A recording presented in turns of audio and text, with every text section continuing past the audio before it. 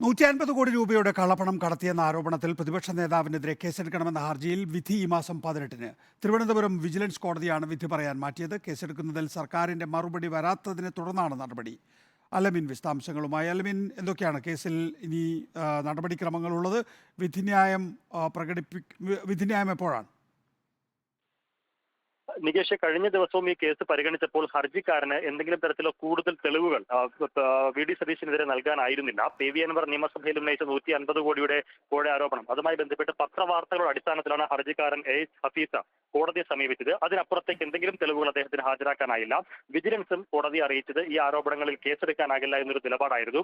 ആ വിഷയത്തിൽ എന്താണ് സർക്കാരിന്റെ നിലപാട് എന്ന് കഴിഞ്ഞ തവണ കേസ് പരിഗണിച്ചപ്പോൾ തന്നെ തിരുവനന്തപുരം വിജിലൻസ് കോടതി ചോദിച്ചിരുന്നു.